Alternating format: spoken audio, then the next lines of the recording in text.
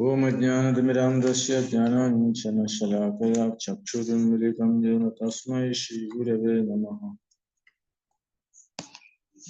नमो ओं विष्णुपदाय कृष्णप्रेष्ठाय भूतले श्रीमते जयपताकस्वामिनिधिनाम्ने नमः। आचार्यपदाय नताय कृपपदायिने गौरगदाधामताय नगरग्रामताय नमः। ओं विष्णुपदाय कृष्णप्रेष्ठाय भूतले श्रीमते भक्तिवेदान्त स्वामिनिधिनाम्ने नमस्ते सरस्वतीदेवे गौरवाणी प्रचारिणे निर्विशेष शून्यवादी पाश्चात्यदेशतारिणे। जय श्री कृष्ण चैतन्य प्रभु नित्यानंद श्री अद्वैत गदाधर श्रीवासादि गौर भक्तवृंद। हरे कृष्णा कृष्ण कृष्ण हरे हरे राम राम हरे हरे। जय जय श्री चैतन्य जय नित्यानंद जय द्वैत चंद्र जय गौर भक्तवृंद। ഹരേ കൃഷ്ണ. ചൈതന്യ ചരിതാമൃതം പഠന ക്ലാസ്സിലേക്ക് എല്ലാവരും സ്വാഗതം ചെയ്യുന്നു. ഇപ്പൊ നമ്മൾ വായിച്ചുകൊണ്ടിരിക്കുന്നത് 16-ാമത്തെ അധ്യായം, ചൈതന്യ മഹാപ്രഭുവിന്റെ കൈശോര ലീലകൾ. ആദിലീലയാണ് രണ്ടാമത്തെ ഭാഗം. ഒന്നാമത്തെ ശ്ലോകം ഒന്നാമത്തെ വായിച്ചു കഴിഞ്ഞു. എന്തായാലും നമുക്കതിന്റെ ആമുഖം നോക്കാം. ചൈതന്യ മഹാപ്രഭുവിന്റെ കൈശോര ലീലകളാണ് ഇവിടെ പ്രതിപാദിക്കുന്നത്. ഇപ്പൊ നമ്മൾ ബാല്യലീലകൾ വായിച്ചു, അതുപോലെ പൗഖണ്ഡ ലീല, അതായത് 5 വയസ്സ് മുതൽ 10 വയസ്സ് വരെ. അതിനുശേഷം കൈശോര ലീലയാണ്, അത് യൗവനത്തിന് തൊട്ട് മുമ്പുള്ള ലീലയാണ്. അപ്പൊ അത് കഴിഞ്ഞ് യൗവന ലീല, അതോടുകൂടി രണ്ടാമത്തെ പാർട്ട് ചൈതന്യ ചരിതാമൃതം അവസാനിക്കുന്നത്. യൗവന ലീലകളാണ് ഏറ്റവും കൂടുതൽ പ്രതിപാദിക്കുന്നത്. അപ്പൊ ഇതില് ആമുഖത്തില് പറയുക, അധ്യായം പൂർണ്ണമായും ഭഗവാന്റെ ചൈതന്യന്റെ കൈശോര കാലത്തെ, അതായത് യൗവനം ആരംഭിക്കുന്നതിന് തൊട്ട് മുമ്പുള്ള കാലത്തെ ലീലകളാണ് പറയുന്നത്. അപ്പൊ ഇതില് ചൈതന്യ മഹാപ്രഭു അഗാധമായ പഠനത്തില് ഏർപ്പെടുകയും മഹാപണ്ഡിതന്മാർക്ക് വിജയം നേടുകയും ചെയ്തതായിട്ടാണ് ഇതിൽ പറയുന്നത്. പിന്നെ ജലകേളികൾ വരുന്നുണ്ട്. ഇപ്പോ ജ്ഞാനം പരിപോഷിക്കുന്നതിനും സങ്കീർത്തന പ്രസ്ഥാനം അവതരിപ്പിക്കുന്നതിനുമായി പൂർവ്വ ബംഗാളിലേക്ക് പോയ ഭഗവാൻ അവിടെ സബനമസ്യെ കണ്ടുമുട്ടുകയും അദ്ദേഹത്തിന് ആധ്യാത്മിക പുരോഗതിക്ക് ആവശ്യമായ ഉപദേശങ്ങൾ നൽകുകയും ചെയ്തു. അപ്പൊ അവിടെ വച്ചിട്ട് ചൈതന്യ മഹാപ്രഭു പൂർവ്വ ബംഗാളിൽ പര്യടനം നടത്തുന്നതിനിടയിൽ ലക്ഷ്മി ദേവി, അതായത് ഐശ്വര്യദേവത ലക്ഷ്മി ദേവിയുടെ വേർപാട്, അതായത് സർപ്പദംശത്താൽ ഈ ഭൗതിക ലോകം ഉപേക്ഷിച്ച ലക്ഷ്മി ദേവി നമ്മൾ കാണുന്നത്. അതിനുശേഷം മടങ്ങിയെത്തിയപ്പോ അമ്മ വളരെയധികം ദുഃഖിതയായിരുന്നു. പിന്നെ അമ്മയെ സമാധാനപ്പെടുത്തുന്നതും, പിന്നെ വീണ്ടും അമ്മയുടെ ശുപാർശ പ്രകാരം വീണ്ടും വിഷ്ണുപ്രിയെ വിവാഹം കഴിക്കുന്നതായിട്ട് നമ്മൾ കാണുന്നുണ്ട്. അപ്പൊ അതിനിടയ്ക്ക് പ്രശസ്ത പണ്ഡിതനായ കേശവ കാശ്മീരിയുമായി നടന്ന സംഭാഷണവും ഇതിൽ വരുന്നുണ്ട്. അപ്പൊ അതെല്ലാം ഈ അധ്യായത്തിലാണ് പ്രതിപാദിക്കുന്നത്.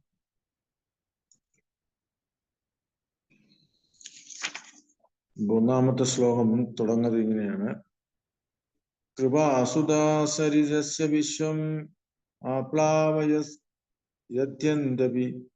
നിജഗ്രൈവാ സദാപാതി തം ചൈതന്യ പ്രഭും ഭജേ. ആരുടെ അമൃതതുല്യമായ കാരുണ്യമാണോ പ്രപഞ്ചത്തെ പ്രളയത്തിലാഴ്ത്തി ഒരു മഹാനദി പോലെ പ്രവഹിക്കുന്നത്, ആ ചൈതന്യ മഹാപ്രഭുവിനെ ഞാൻ ആരാധിക്കും. ഒരു നദി താഴേക്ക് പ്രവഹിക്കുന്നത് പോലെ അവിടുന്ന് പതിതാത്മാക്കളിൽ പ്രത്യേകം താല്പര്യം കാട്ടുന്നു. നരോത്തം ദാസ് ഠാക്കൂർ പാടുന്നു ഭാവാർത്ഥത്തില്: ശ്രീ ചൈതന്യ പ്രഭു ദയാകരമോരെ. അദ്ദേഹം ചൈതന്യ മഹാപ്രഭു കാരുണ്യത്തിനായി പ്രാർത്ഥിക്കുന്നു. എന്തുകൊണ്ടെന്നാൽ അവിടുന്ന് പതിതാത്മാക്കളെ വീണ്ടെടുക്കുന്നതിന് വേണ്ടി പ്രത്യക്ഷമായ കാരുണ്യ അവതാരമാണ്. ഒരാൾ എത്രതീതനാണോ അത്രത്തോളം മഹാപ്രഭുവിന്റെ അനുഗ്രഹം അവൻ അർഹിക്കുന്നു.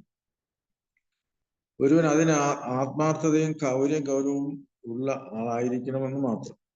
കലിയുഗത്തിൽ ദോഷങ്ങളാൽ മലിനമാക്കപ്പെട്ട ഒരാൾ പോലും ചൈതന്യ മഹാപ്രഭുവിനെ ശരണം പ്രാപിക്കുന്ന പക്ഷം അവിടുന്ന് ഉറപ്പായും അവനെ മോചിപ്പിക്കും. ഇതിന് നല്ല ഉദാഹരണമാണ് ജഗായി മതായി. കലിയുടെ യുഗത്തിൽ പ്രായേണ എല്ലാ ജഗായി മതായിയും പോലെയാണ്. പക്ഷെ ചൈതന്യ മഹാപ്രഭുവിനാൽ ആരംഭം കുറിക്കപ്പെട്ട സങ്കീർത്തന പ്രസ്ഥാനം ഇപ്പോഴും ഒരു മഹാനദി പോലെ ലോകം മുഴുവനും കവിഞ്ഞൊഴുകുകയാണ്. അപ്പുറം എല്ലാ പരിതാത്കളെയും മാലിന്യമുക്തമാക്കുക എന്ന ലക്ഷ്യത്തോടെ അന്താരാഷ്ട്ര കൃഷ്ണാബോ സമിതി അവരെല്ലാം വിജയകരമായി ഉദ്ധരിച്ചിരിക്കുകയാണ്. ഇവിടെ ചൈതന്യ മഹാപ്രഭുവിനെ ആദ്യം സ്തുതിക്കുകയാണ്. കാരണം ചൈതന്യ മഹാപ്രഭു കാരുണ്യ അവതാരമാണ്. ഇപ്പൊ കലിയുഗത്തില് ആരാണ് ചൈതന്യ മഹാപ്രഭുവിന്റെ കാരുണ്യത്തിന് അർഹൻ എന്ന് ചോദിച്ചാല് ഏറ്റവും പതിതനായ വ്യക്തി, അദ്ദേഹത്തിന്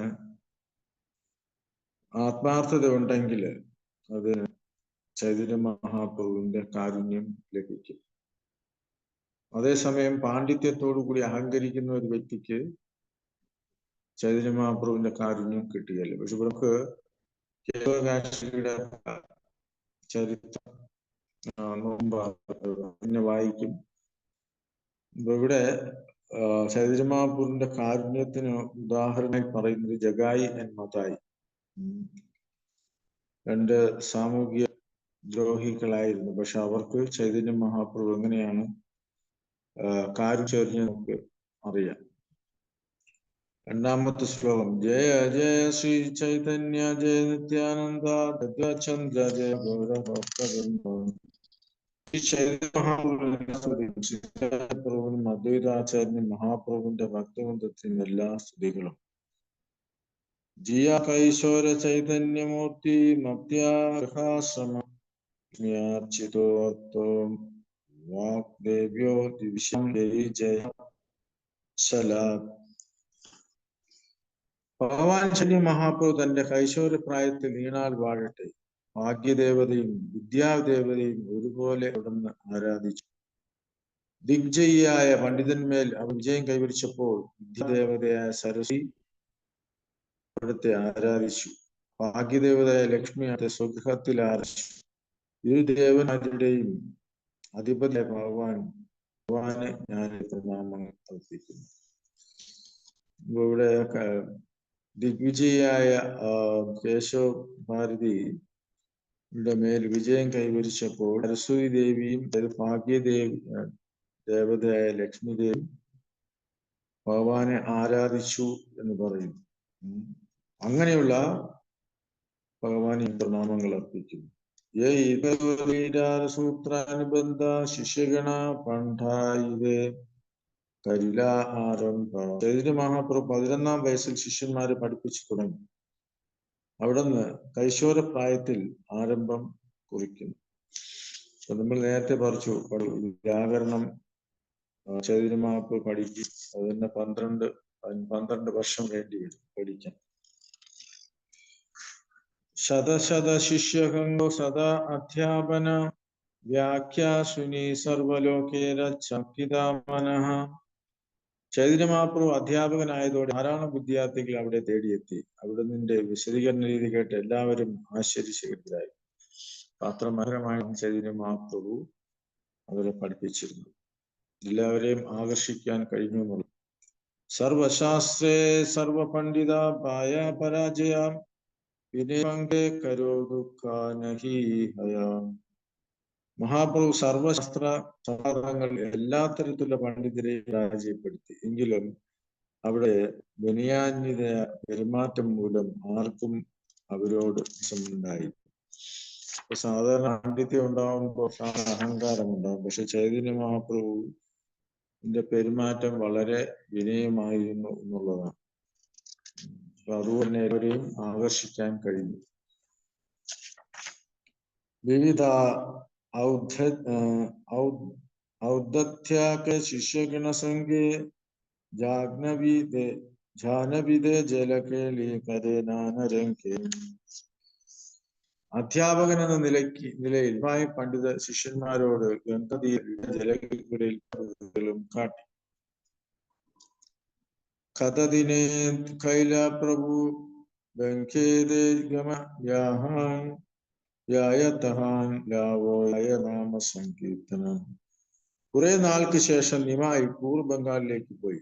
അവിടുന്ന് എല്ലാവരെയും എവിടെയെല്ലാം പോയോ അവിടെയെല്ലാം സങ്കീർത്തന പ്രസ്ഥാനത്തെ അവതരിപ്പിക്കുകയും ചെയ്തു.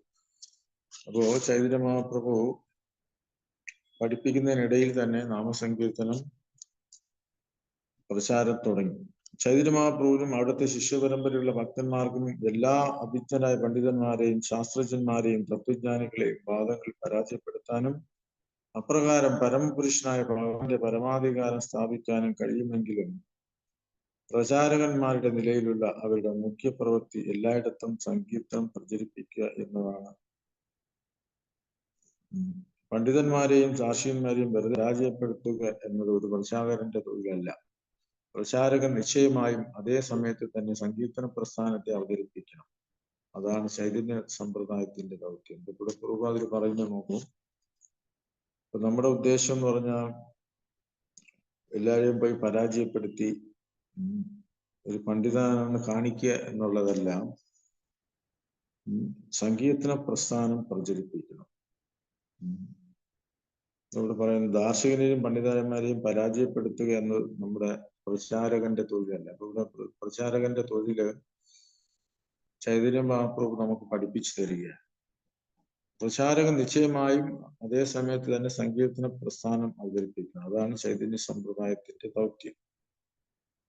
നമുക്കറിയാം പ്രഭുപാദർ വളരെ സക്സസ്ഫുൾ ആയി അത് കാണിക്കുന്നു. നമുക്ക് വിദ്യാര പ്രഭാവതേക്ക് ചമത്കാരച്ചിതേ ശതശ പണ്ഡുയ ആശി ലാല പണ്ഡിതേ പഠിത്തേ. മഹാപന്റെ ബുദ്ധി പ്രഭാവത്താൽ അത്ഭുത സപ്തരായ നൂറുകണക്കിന് വിദ്യാർത്ഥികൾ അവിടെ നിന്ന് പഠിക്കാനായി വന്നു ചേർന്നു. അപ്പോ വിദ്യാർത്ഥികള് എണ്ണം കൂടി വന്നു. ശൈദേശേ വിപ്രണാമാമിശ്രതവന നിശ്ചയക്കരിതേ നാരേ സാധ്യ സാധന. ജീവിതത്തിന്റെ ലക്ഷ്യം എന്താണോ അതെങ്ങനെ നേടാൻ സാധിക്കുമെന്നോ തീർച്ചപ്പെടുത്താൻ കഴിയാത്ത തപന മിശ്രനാമെന്നുള്ള ഒരാൾ പൂർവ്വ ബംഗാളിൽ ഉണ്ടായിരുന്നു. ഭാവാർത്ഥം: ഒരുവൻ ആദ്യം ജീവിതത്തിന്റെ ലക്ഷ്യം എന്താണെന്നും പിന്നീട് അതെങ്ങനെ നേടാൻ കഴിയുമെന്നും തിട്ടപ്പെടുത്തണം. ജീവിതത്തിന്റെ ലക്ഷ്യം കൃഷ്ണ മനസ്സിലാക്കുക എന്നതാണെന്നും ആശയം നേടാൻ ഒരുവൻ നിശ്ചയമായും ആധികാരിക വേദങ്ങളിൽ നിന്നുമുള്ള വ്യവസായിമാരുടെ നിർദ്ദേശിച്ചതുമായ രീതികൾ പിന്തുടർന്ന് കൃഷ്ണാബോധം പരിശീലിപ്പിക്കണമെന്നും കൃഷ്ണാബോധ സമിതി എല്ലാവർക്കും ചൂണ്ടിക്കാട്ടുന്നു. അപ്പോ നമ്മുടെ ജീവിതത്തിന്റെ ലക്ഷ്യം എന്താണെന്ന് നമ്മൾ മനസ്സിലാക്കണം. ഇവിടെ തപന മിശ്രയെ കുറിച്ച് പറയുന്നു. അദ്ദേഹം ജീവിതത്തിന്റെ ലക്ഷ്യം എന്താണെന്നോ എങ്ങനെ നേടാൻ കഴിയുമെന്നോ അറിയില്ലായിരുന്നു. പക്ഷെ എങ്ങനെ നേടാൻ കഴിയും അത് നമ്മൾ പഠിപ്പിക്കുന്നത്. എന്താണ് ലക്ഷ്യം നേടാൻ നിശ്ചയമായും ആധികാരികമായ ശാസ്ത്രങ്ങളിലും വേദങ്ങളിൽ നിന്നുമുള്ള ഗോസ്വാമിമാർ നിർദ്ദേശിച്ച രീതികൾ പിന്തുടരണം. ഗോസ്വാമിമാർ പിന്തുടർന്നാലേ നമുക്ക് കൃഷ്ണാബോധം നേടാൻ കഴിയും. ഇതാണ് നമ്മൾ പഠിപ്പിക്കുന്നത്. ബഹുശാസ്ത്രേ ബഹുവാക്യ ചിത്തേ പ്രമഹയ സാധ്യസാധന ശ്രേഷ്ഠാനഹയ നിശ്ചയ. ഒരുവൻ പുസ്തക പുഴുവായി തീരുകയും അനേകം ശാസ്ത്രങ്ങൾ പഠിക്കുകയും പലരിൽ നിന്നും പല നിർദ്ദേശങ്ങൾ ശ്രവിക്കുകയും ചെയ്യുന്ന പക്ഷം അതവനെ ഭ്രമിപ്പിക്കും. യഥാർത്ഥ ജീവലക്ഷ്യം തിട്ടപ്പെടുത്താൻ ഈ രീതി ആരെയും സഹായിക്കുകയില്ല. അപ്പൊ നമ്മള് പുസ്തകപ്പുഴു ആവുക എന്നുള്ളതല്ല, ശരിയായി പഠിച്ച് നിർദ്ദേശങ്ങൾ ശ്രവിക്കുകയും അത് ആധികാരികമായ സോഴ്സിൽ നിന്ന് അത് പ്രചരിപ്പിക്കാൻ ശ്രമിക്കുകയും ചെയ്യും. ശ്രീമദ് ഭാഗവതത്തിൽ 7:13 പറയുന്നു: ഗ്രന്ഥാൻ നൈവാഭ്യാസേ ബഹൂന്ന വ്യാഖ്യാം ഉപയുഞ്ജിതഃ. ഒരുവൻ ധാരാളം ഗ്രന്ഥങ്ങൾ വായിക്കുകയോ അനേകം ഗ്രന്ഥങ്ങളുടെ പാരായണം തൊഴിലാക്കാൻ ശ്രമിക്കുകയോ ചെയ്യരുത്. പ്രത്യേകിച്ച് അവനൊരു ഭക്തനാണെങ്കിൽ പണ്ഡിതനാകണമെന്നും അങ്ങനെ പ്രശസ്തിയും സാമ്പത്തിക സൗകര്യം നേടണമെന്ന അഭിലാഷം നിശ്ചയമായും നാം ഉപേക്ഷിക്കണം. അപ്പോ പ്രഭുപാദ എടുത്ത് പറയാൻ കാരണം ചില സമയത്ത് ഇത് നമ്മളെ സ്വാധീനിക്കും, അല്ലെ? പണ്ഡിതനാവാം, പേരും പ്രശസ്തിയും കിട്ടും, അത് മുഖാന്തരം നമുക്ക് സാമ്പത്തിക സൗകര്യങ്ങൾ മെച്ചപ്പെടുത്താൻ കഴിയും എന്നൊക്കെ നമ്മൾ ചിന്തിച്ചു പോകാനുള്ള ചാൻസ് ഉണ്ട്. അപ്പൊ അതെല്ലാം ഉപേക്ഷിക്കണമെന്നാണ് പ്രഭുപാദ പറയുന്നത്. അനേകം ഗ്രന്ഥങ്ങളുടെ പഠനത്തിലേക്ക് ശ്രദ്ധ വ്യതിചലിക്കുന്ന പക്ഷം ഒരുവൻ ഭക്തിയുത സേവനത്തിൽ മനസ്സുറപ്പിക്കാനോ ഗൗരവമേറിയ പ്രസ്താവനകളും അർത്ഥങ്ങളും നിറഞ്ഞ നാനാശാസ്ത്രങ്ങൾ മനസ്സിലാക്കാനോ സാധിക്കില്ല.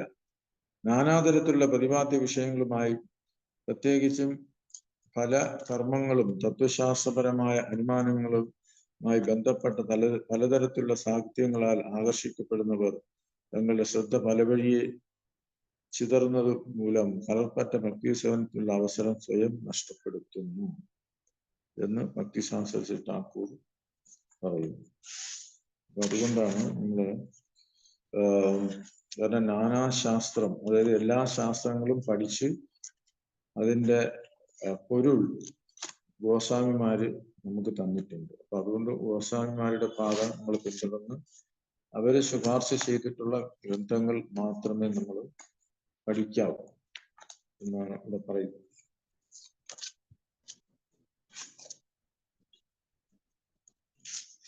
മനുഷ്യന് ഫലേച്ഛ കർമ്മങ്ങളോടും മതപരമായ ആചാര അനുഷ്ഠാനങ്ങളോടും തത്വശാസ്ത്ര പരമായ അനുമാനങ്ങളോടും പൊതുവെ അനുകൂലമായ ഒരു പ്രവണതയുണ്ട്.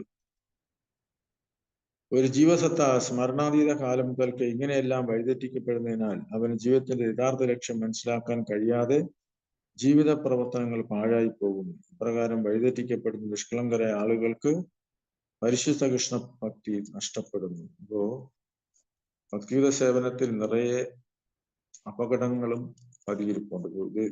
ഈ കാര്യങ്ങളെല്ലാം നമ്മൾ വളരെ ശ്രദ്ധിക്കേണ്ടതാണ്.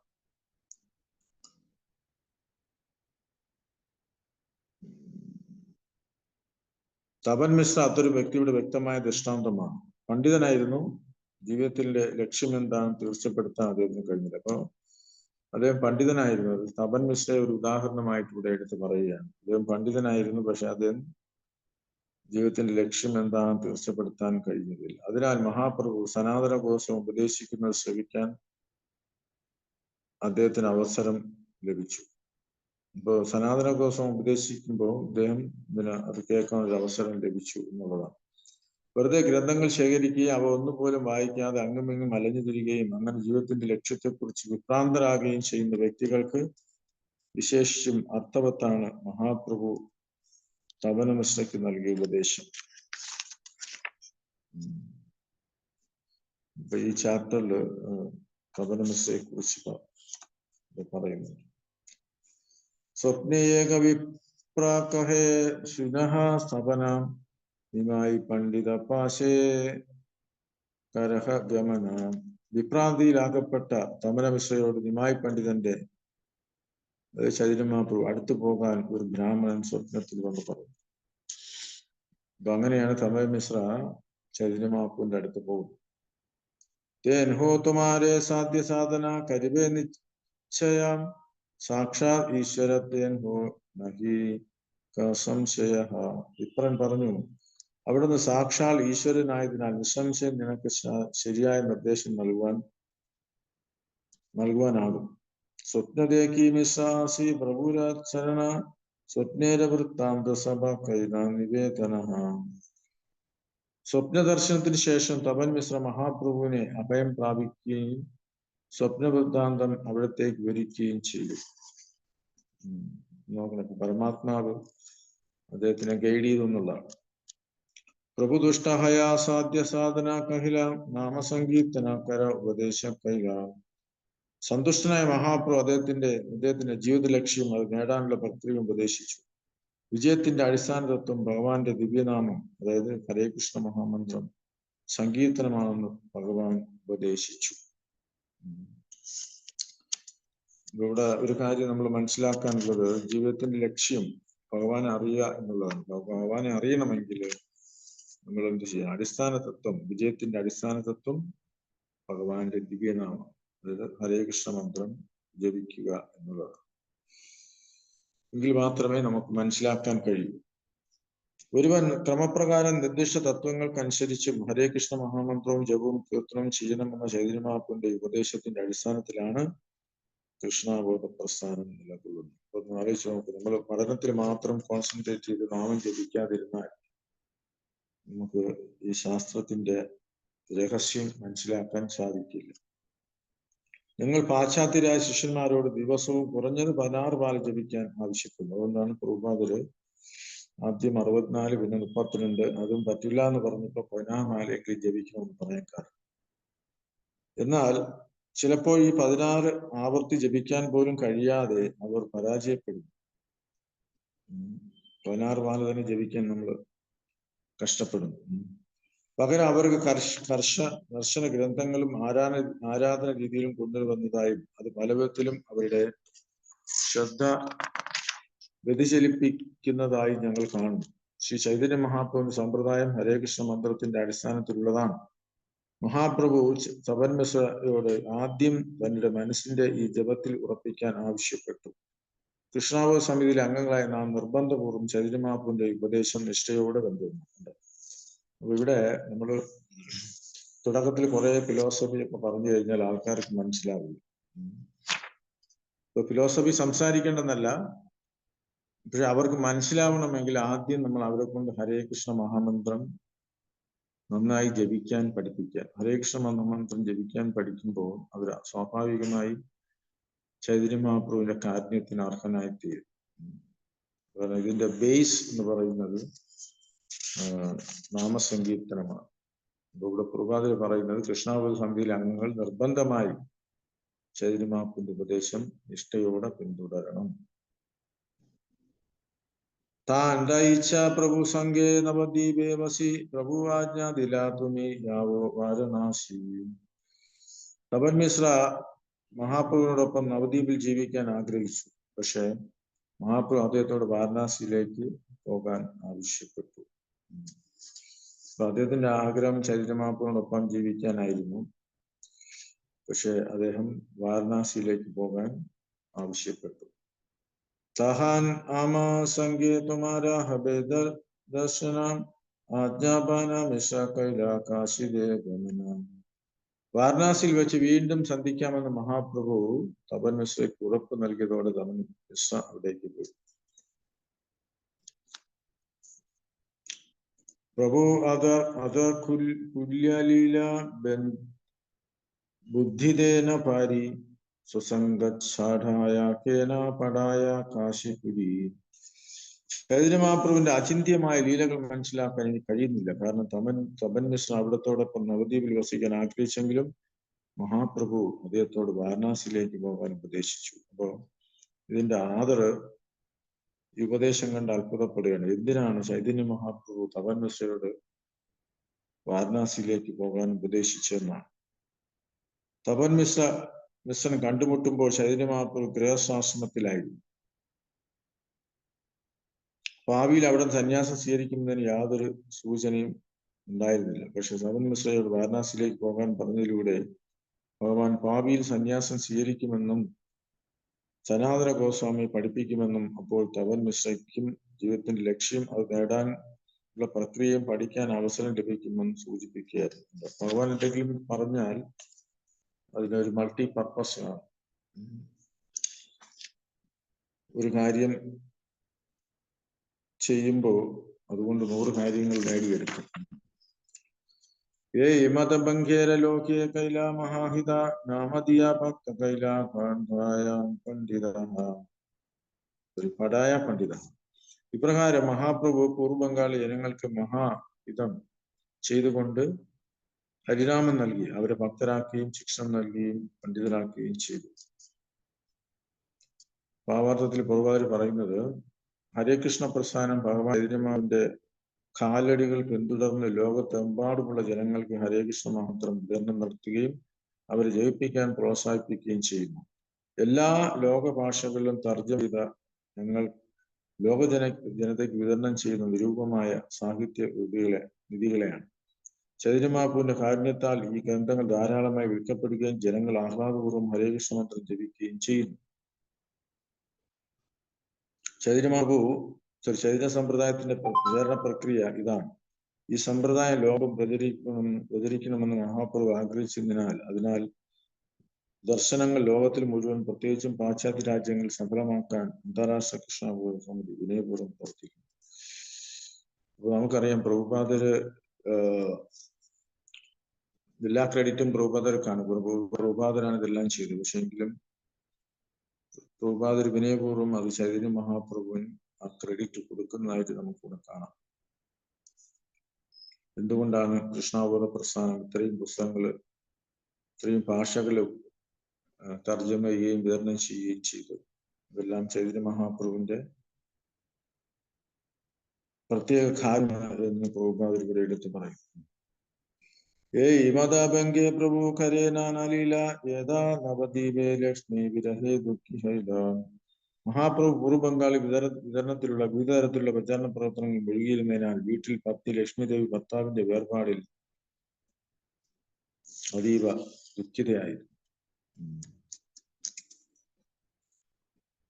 പ്രഭുര വിരഹ സർപ്പ ലക്ഷ്മീരഥം ശില വിരഹ സർപ്പേ വിഷേതാൻ ഹേ പരലോക ഹൈല. ലക്ഷ്മി ദേവിയെ വിരഹത്തിന്റെ സർപ്പം ശിക്കുകയും ആ വിഷം അവളുടെ മരണത്തിന് കാരണമായി തീരുകയും ചെയ്തു. അവൾ പരലോകം പോയി ഭഗവത്ധാമത്തിൽ എത്തിച്ചേർന്നു. ലക്ഷ്മി ദേവി വിരഹ ദുഃഖത്തിലായിരുന്നു. പക്ഷെ സർപ്പവംശം, ആ വിഷം അവളുടെ മരണത്തിന് കാരണമായി തീരുകയും ചെയ്തു. ഭഗവത്ഗീതയിൽ 8:6 പ്രസ്താവിച്ചിട്ടുള്ള പോലെ യം യം വ്യാപി സ്മരൻ വ്യാപം ത്യജത്തന്തേകളേവനം. ഒരുവന്റെ ജീവിതത്തിലുടനീളം വികാര വിചാരങ്ങൾക്കനുസരിച്ച് മരണസമയത്ത് അവന്റെ സ്മരണകൾ രൂപപ്പെടുകയും മരണശേഷം അതിനനുസരിച്ചുള്ള ഒരു ശരീരം നേടുകയും ചെയ്യും. ഈ തത്വമനുസരിച്ച് വൈകുണ്ഠത്തിൽ നിന്ന് വന്ന ഐശ്വര്യ ദേവതയായ ലക്ഷ്മി ദേവി മരണസമയത്ത് ഭഗവാന്റെ വിരഹത്താൽ അവിടുത്തെ ചിന്തയിൽ ആമഗ്നനായിരുന്നതിനാൽ മരണാന്തരം നിശ്ചയം വൈകുണ്ഠത്തിലേക്ക് മടങ്ങിപ്പോയി. ഇവിടെ വിരഹത്തിൽ ചൈതന്യ മഹാപ്രഭുവിനെ ചിന്തിച്ചുകൊണ്ടാണ് ലക്ഷ്മി ദേവി ശരീരം ത്യജിച്ചത്. ആയിരം പ്രഭുപാദർ ഇവിടെ ഭഗവത്ഗീത കോട്ടിയിൽ പറയുന്നുണ്ട്. അപ്പൊ അതുപോലെ നമുക്ക് രാമചന്ദ്രമൂർത്തിയെ കുറിച്ച് ചിന്തിച്ചതാണ് ദശരഥ മഹാരാജാവും അന്തേരജനില പ്രഭു ദേശേരെ ആയില പ്രഭു സച്ചിദുഃഖേ ജാനി. മഹാപ്രഭു ലക്ഷ്മി ദേവിയുടെ എന്തുകൊണ്ടാണ് അവിടെ മരണത്തിൽ അതീവ ദുഃഖിയ കഴിഞ്ഞ മടങ്ങിപ്പോയി. ഭാവം തന്നെയാണ് പരമാത്മ. ഒരാളുടെ നടക്കുമ്പോൾ അത് മനസ്സിലാക്കി ചൈതന്യ മഹാപ്രഭു കാണാനായി വീട്ടിലേക്ക് മടങ്ങി. കരയായില പ്രഭു ബഹുല ധന തത്വജ്ഞാന കൈല സചീര.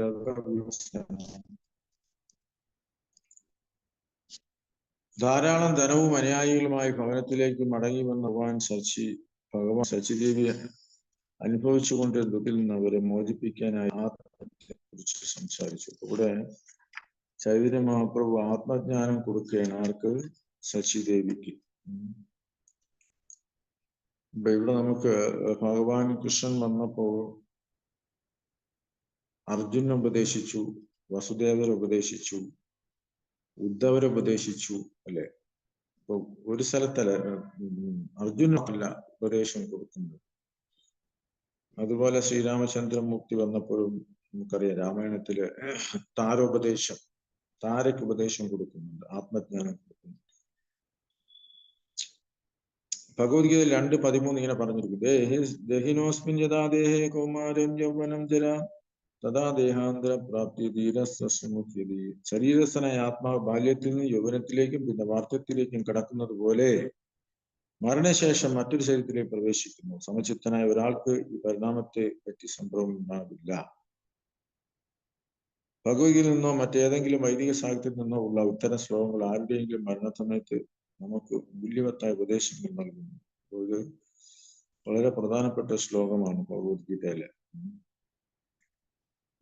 ഇത് നമുക്ക് ഇൻസ്പിറേഷനാണ്.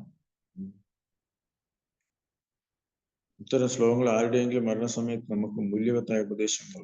ഭഗവത്ഗീതയിൽ നിന്നോ ശ്രീമദ് ഭാഗത്തിൽ നിന്നുള്ള ഇത്തരം ഉപദേശങ്ങളെ ചർച്ചയുടെ ആത്മാവ് ഒരിക്കലും മരിക്കില്ലെന്നും ഒരു ശരീരത്തിൽ നിന്ന് മറ്റു ശക്തിയെ കടന്നുപോകുക മാത്രമാണ് ചെയ്യുന്നത് മനസ്സിലാക്കാൻ സാധിക്കും.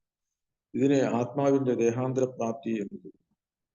ഈ ലോകത്തിലേക്ക് വരുന്ന ഒരു ആത്മാവ് പിതാവിനോടും മാതാവിനോടും സഹോദരിമാരോടും സഹോദരന്മാരോടും ഭാര്യയും സന്താനങ്ങളോടും ബന്ധങ്ങൾ ഉണ്ടാകും.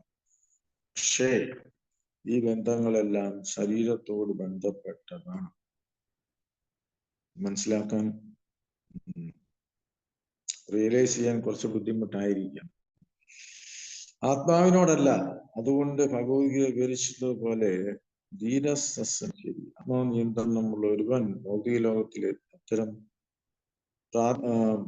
പ്രാപസിക പരിണാമങ്ങളിൽ അസ്വസ്ഥനാകുന്നില്ല. ഇത്തരം ഉപദേശങ്ങൾ തത്വകഥ അഥവാ യഥാർത്ഥ സത്യം എന്ന് വിളിക്കപ്പെടുന്നു. അപ്പോ ഇവിടെ ഇത്തരം ശ്ലോകങ്ങള് ശ്രീമദ് ഭാഗവതം അല്ലെങ്കിൽ ഭഗവത്ഗീത പഠിപ്പിക്കുന്നത് പ്രധാനമായിട്ടും ഈ ശരീരമല്ല, നമ്മൾ ഈ ശരീരമല്ല ആത്മാവാണ്. അപ്പോ ഭഗവത്ഗീത തത്വശാസ്ത്രം പഠിപ്പിക്കുന്നു. ഭാഗവതം നമുക്ക് ഉദാഹരണം കാണിച്ചു തരാം. അവരെങ്ങനെ ഭക്തന്മാർക്ക് ആ റിയലൈസേഷൻ കിട്ടി, അവരുടെ ജീവിത ചരിത്രം എന്താണ് എന്ന് നമുക്ക് ഭാഗവത്തിൽ കാണാം. ഭാഗവത്തിൽ മഹാപുരുഷന്മാരുടെ മഹാഭക്തന്മാരുടെ ചരിത്രമാണ്.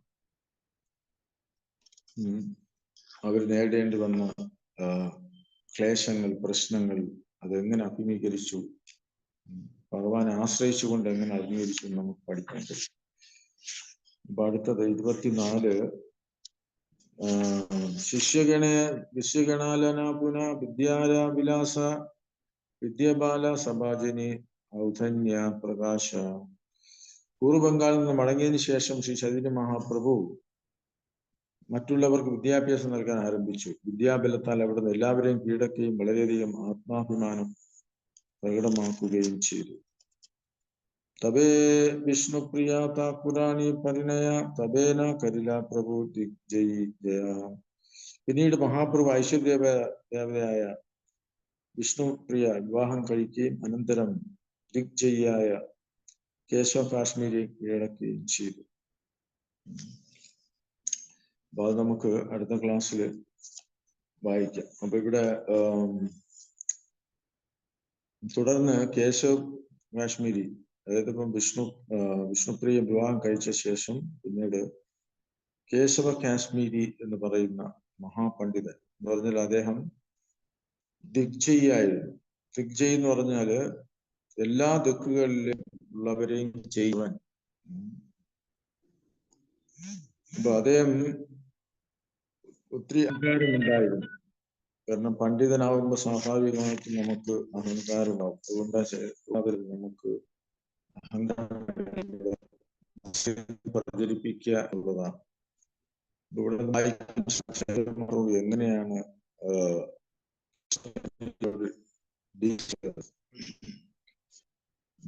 മഹാപണ്ഡിതനായിരുന്നെങ്കിലും അദ്ദേഹത്തിന് മുമ്പിൽ വളരെ വിനയപൂർവം അദ്ദേഹം അവതരിപ്പിക്കുകയും അദ്ദേഹത്തോട് ഗംഗാമാതാവിനെ കുറിച്ച് ശ്രദ്ധിക്കാൻ ആവശ്യപ്പെടുകയും ചെയ്തു.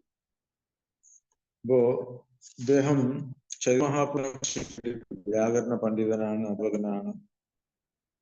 അപ്പോ ഇദ്ദേഹം മാതാവിനെ കുറിച്ച് 100 ശ്ലോകങ്ങൾ അപ്പൊ അതിലെന്തെങ്കിലും തെറ്റുകൾ കണ്ടുപിടിക്കാനായിട്ട് ഇൻഡയറക്റ്റ് ആയിട്ട് ഉപദേശിക്കുകയും ചെയ്തു. അപ്പൊ ചൈതന്യ മഹാപ്രഭു ആ ശ്ലോകത്തെ അപ്രീഷിയേറ്റ് ചെയ്യും. എന്നിട്ട് അതിൽ 5 തെറ്റുകൾ, ദോഷങ്ങൾ ഉള്ളതായിട്ട് കണ്ടുപിടിക്കും. അപ്പൊ അത് എന്താണെന്ന് എടുത്തു പറയുകയും ചെയ്യും. എന്നിട്ട് അതേ ശ്ലോകം തന്നെ 100 ശ്ലോകം ചൈതന്യ മഹാപ്രഭു ഉരുവിടും. അപ്പൊ അതാണ് ഇവിടെ പ്രഭുപാദർ പറയുന്നത്. ശ്രുതിധരൻ എന്ന് പറഞ്ഞാല് അന്ന് കാലത്ത് മൊബൈലില്ല, പേന, പെൻസിൽ, പേപ്പർ ഒന്നുമില്ല. പക്ഷെ ഗുരു പറയുന്ന കാര്യം കേട്ടാണ് പഠിക്കുന്നത്, ശ്രുതി. പക്ഷെ അത് കേട്ട് കഴിഞ്ഞാല് വീണ്ടും അവർക്ക് ആവർത്തിക്കാൻ കഴിയും. അതാണ് അവരുടെ കഴിവ്. അപ്പൊ ചൈതന്യ മഹാപ്രഭു നോക്കൂ, ഈ 100 ശ്ലോകങ്ങളും തിരിച്ചു പറഞ്ഞു. അപ്പൊ അത് അത്ഭുതപ്പെട്ടു. അത് മാത്രമല്ല, അത് 1 മണിക്കൂർ കൊണ്ട് കമ്പോസ് ചെയ്ത ശ്ലോകമാണ്. പക്ഷെ ആ ചൈതന്യ മഹാപ്രഭു ഉടനെ അത് പറയുകയും അതിലെ തെറ്റുകുറ്റങ്ങൾ കണ്ടുപിടിക്കുകയും ചെയ്തു. അത് നമുക്ക് ഇനി അടുത്ത ഇതില് കാണാം. അപ്പൊ ഇതില് ചൈതന്യ മഹാപ്രഭു നമുക്ക് ഒരു പ്രീച്ചറിന്റെ റോളാണ് എടുത്ത് കാണിച്ചു തരുന്നത്. അപ്പൊ നമ്മൾ എങ്ങനെ ഒരു പ്രചാരകനായി തീരണമെന്ന് പ്രഭുപാദര് ഭാവാർത്ഥത്തിൽ എടുത്തെടുത്ത് പറയുന്നുണ്ട്. വിനയപൂർവം എങ്ങനെയാണ് ഡീൽ ചെയ്ത് നമുക്ക് അടുത്ത പഠിക്കാൻ പറ്റും. ഓക്കെ, ഹരേ കൃഷ്ണ കൃഷ്ണ കൃഷ്ണ ഹരേ ഹരേ, ഹരേ രാമ രാമ രാമ ഹരേ ഹരേ. അപ്പോ നമ്മൾ 24 ശ്ലോകങ്ങൾ വായിച്ചു. അടുത്ത 25 മുതലാണ് വായിക്കാനുള്ളത്. ഇതിലെന്തെങ്കിലും പോയിന്റ്സ് ആഡ് ചെയ്യാനുണ്ടോ, അല്ലെങ്കിൽ അഭിപ്രായങ്ങൾ സംശയങ്ങളുണ്ടെങ്കിൽ ചോദിക്കും. ഇല്ലെങ്കിൽ ഇവിടെ നിർത്താം. ഹരേ കൃഷ്ണ.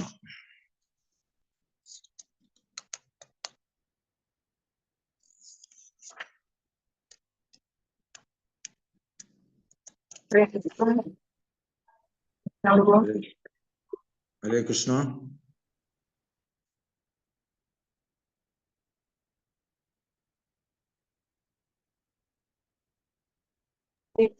കേൾക്കാവോ? കേൾക്കാം. ഞങ്ങള് ട്രെയിനിലാ പ്രഭു, യാത്രയിലാണ്, അതാണ് ഡിസ്റ്റർബ്. താങ്ക് യു പ്രഭു. 24 വരെ എടുക്കും. ഓക്കെ. അപ്പൊ നാളെ മുതൽ 25. Okay, Hare Krishna. Thank you പ്രഭുജി. Hare Krishna.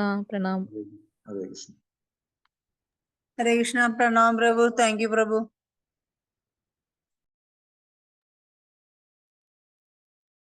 Hare Krishna. Pranam Prabhu. Hare Krishna. Hare Krishna Prabhu.